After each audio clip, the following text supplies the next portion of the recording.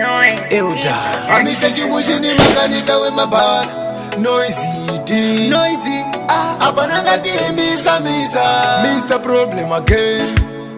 Bossy lecture Abananga di misa culture Noisy Amise noisy we there Dikazifunga ndinochema kutisewa ndiramba Makanika we mabara Kutochema kutisewa ndiziya Ndikazifunga ndinochema kutisewa ndiramba Makanika we mabara Kutochema kutisewa ndisiya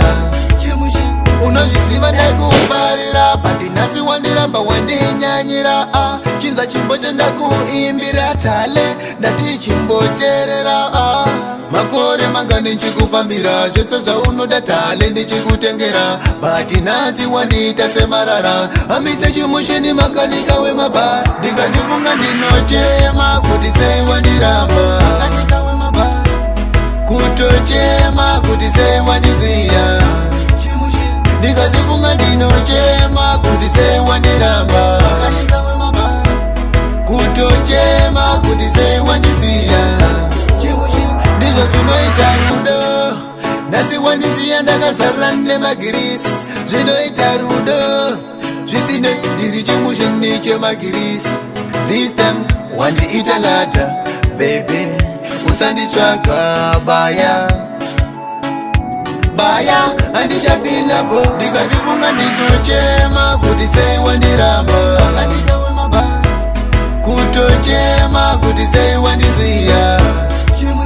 Ndikazifunga ndinochema kuti sewa ndiramba Makanika wemabara Kutochema kuti sewa ndisiya Unozviziva ndaikuparira Pandinasi wandiramba wandinyanyira Chinza chimbo chandakuimbira tale Ndati chimboterera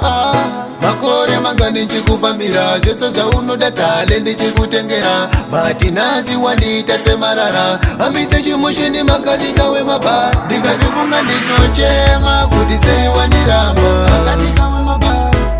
Kutochema kuti sewa ndiziya Ndikazifunga ndinochema kuti sewa ndiramba Makanika wemabara Kutochema kuti sewa ndisiya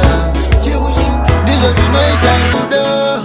Nasi wandisiya ndakazara nemagirisi Zvinoita rudo Zvisine ndiri chimushini chemagirisi This time wandiita lata Baby usanditsvaka baya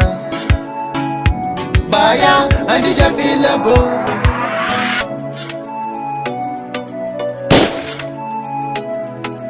Noise T Production.